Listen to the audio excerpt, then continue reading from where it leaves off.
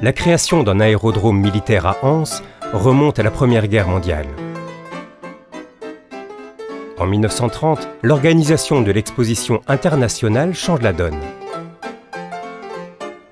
Une aérogare est construite à Bierzet, sur la commune de Grasse-Sologne, et la première ligne reliant Bruxelles, Anvers et Liège est ouverte. Après 1945, la Sabena installera une ligne régulière entre Liège et Paris.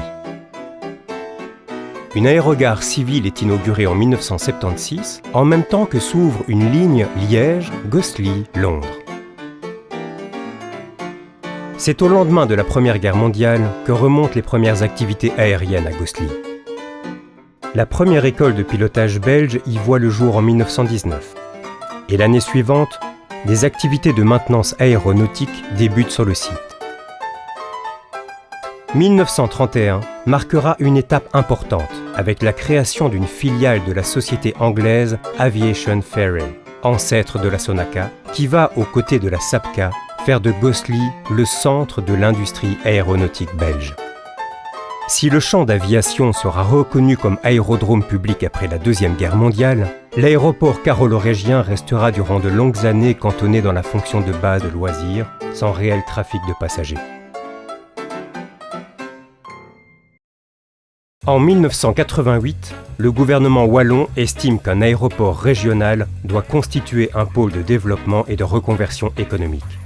La société de développement et de promotion de l'aéroport de Bierzet est créée en 1990 par le holding financier Meusinvest. Cargo Airlines, une compagnie israélienne, devient en 1996 le premier grand opérateur full cargo à s'installer à Liège.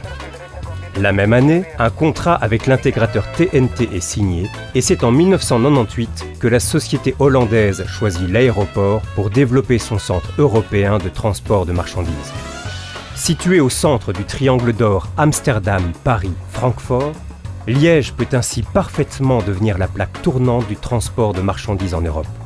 En 1999, les aéroports de Paris entrent dans le capital de l'aéroport. C'est un renfort de choix. À Charleroi, le changement de cap est amorcé au début des années 90 avec la création de la SA Brussels South Charleroi Airport. Le choix posé est alors d'orienter l'aéroport vers le transport de passagers à bas prix. L'arrivée de la société Ryanair, opérateur d'origine irlandaise, signe en 1997 l'envol des activités passagers à Charleroi. 200 000 voyageurs prendront l'avion cette année-là vers la seule destination proposée, Dublin. 4 ans plus tard, l'aéroport devient la première base continentale de la société Ryanair. 2004 voit l'arrivée de l'opérateur Wizz Air et un nouveau terminal passager est inauguré en 2008, en même temps qu'apparaît l'opérateur Jet Airfly.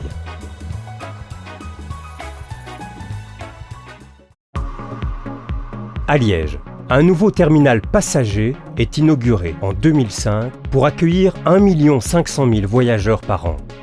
L'aéroport change d'appellation en 2007 et est rebaptisé Liège Airport pour affirmer une vocation internationale. En 2010, la piste est allongée et portée à 3 700 mètres, dimension idéale pour accueillir un trafic gros porteur.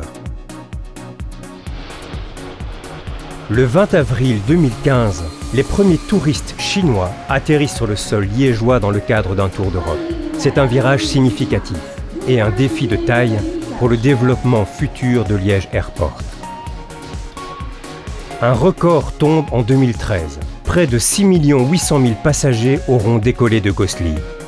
En 2014, les opérateurs Pegasus Airlines et Thomas Cook débarquent à leur tour pour proposer de nouvelles destinations.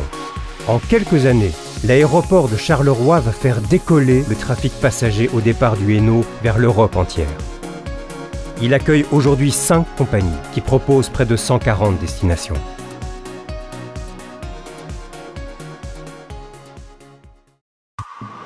Aujourd'hui, des avions atterrissent et décollent quotidiennement de Liège et de Charleroi.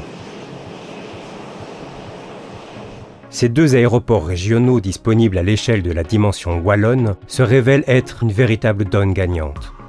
Pourvoyeurs d'emplois, ils favorisent l'ouverture vers une activité touristique nouvelle. Il constitue une porte d'entrée et de départ vers le monde entier, non sans symboliser l'espoir d'un repositionnement wallon sur l'échiquier économique européen, voire mondial, dans les 10 années à venir.